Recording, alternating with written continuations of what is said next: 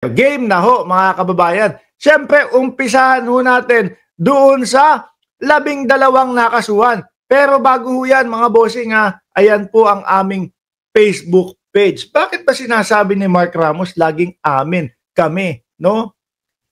Kasi po dito ako lang yung host, no? Ako po yung may-ari ng channel, pero po may Team MR mga kababayan. Kaya laging kami. Ayan, Mark Ramos channel, pakisuportahan, pakisubscribe. No, ang ating Mark Ramos channel mga bossing. At syempre ho mga kababayan, game na. Eto si Banat Bay hindi papatalo. Nang aasar pa. Magpa-lie detector test. Ayan. No, binubuyo si Senator Rapi Tulfo na magpa-lie detector test daw ho mga kababayan. Walang iba po kung hindi si Senadora Risa Hontiveros, kundi ako nagkakamali. Paano ba naman nasabihan sila, kakasuhan sila? No? Paano ba naman mga nagpapakalat ng pekeng balita? Mga nagpapakalat ng hindi totoo doon sa tao? Nakarinig nung binayaran ni Risa Hontiveros? O ayun, ewan ko kung paano ho nila ibinlag yan at umabot sa punto na sila ho ay nakasuhan, mga bossing. Kasi ho, mga boss, kung ako nasa panig nila, kayang-kaya ko naman i-vlog yan nang hindi ako makakasuhan. Ano po? Kayang-kaya kong i-vlog yan nang hindi ako makakasuhan. Pero nagtataka ako sa kanila, bakit sila nakasuhan? Samantalang magbibigay reaction lang naman sila. No? Doon sa, ano pangalan nun? Alias Totoy doon sa mga sabungero doon sa nagsabi na siya ay binayaran ni Risa Hontiveros. Pero umabot pa sila ng makasuhan ho, mga bossing. Paano nyo ba ibinlag yan? Pinagbintangan nyo din?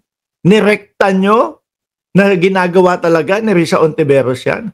Naku po Dati ayaw na ayaw mo kay Kibuloy. Ngayon umaabot ka na. Sinusuko mo na ang Bataan. Maipagtanggol lang si Buloyski, mga kababayan. Di ba? Pakinggan natin si Banat Bay. Di ba? Amunin natin si Rapi Tulfo. Senator Rapi, di ba mahilig ka naman sa lie detector test? Pwede bang paki-lie detector test itong si Hontiveros? Ako may ganun pa. Ako ho, mga bossing, dati talagang, kumbaga, hindi ako hanga kay Risa Hontiveros no? Bumabanat din ho tayo dyan, mga kababayan. Lalong-lalo na ho, nung taon ng 2022 election, bumabanat tayo dyan, mga bossing. Sabi ko pa nga naku po, ang daming makakapasok dun sa pan-12, bakit umabot pa to sa 12? Yun nga ho ang sabi ko, mga kababayan. Ayaw kong manalo si Risa Hontiveros. Kaya lang ho, mga kababayan, ito po, nung pagpasok ng 19th Congress, no, talagang tinutukan ko siya, sabi ko, hindi naman ako kagaya ng mga DDS.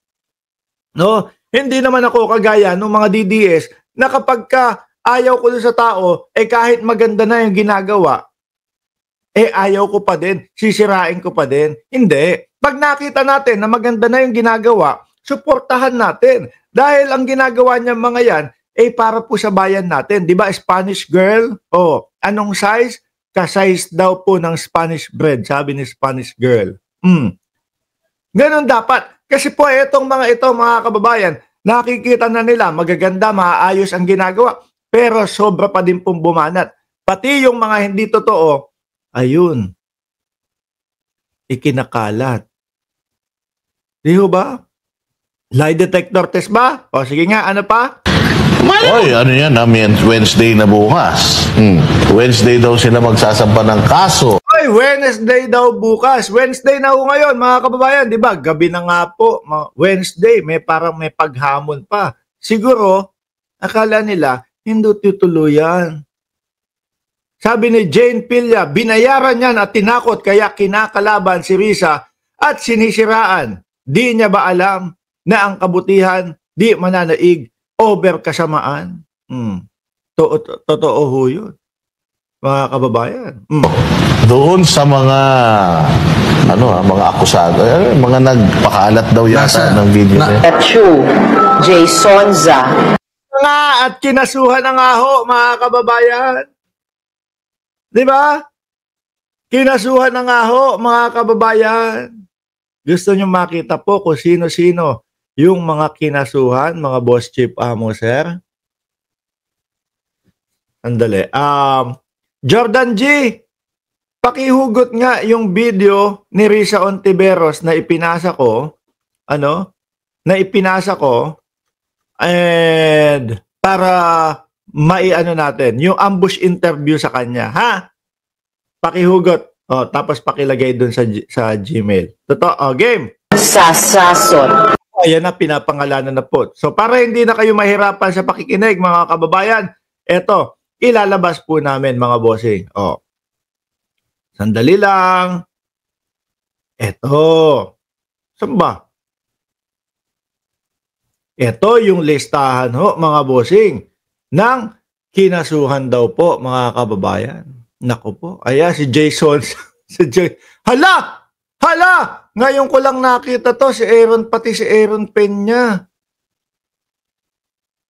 Okay, isa-isahin ho natin, mga boss chief amo, sir. No? To assist the NBI in exercising its above mentioned investigation, no? Investigative power, listed below are the name of the involved social media personalities, no? Along with the links to the respective social media accounts. Unang-una ho dyan, mga kababayan, si Trixie Cruz Angeles and Ahmed Paglinawan ho, mga bossing. Ang tanong, sino kaya dito? O parehas kaya ito, no, nakasama doon sa kaso? Ayan o, Trixie Cruz Angeles and Ahmed. Yan yung channel nila, di ba ho, mga kababayan? Yan yung mismong channel nila. Saglit lang. I-message ko si Jordan G. Interview ni Senrisa. Yan.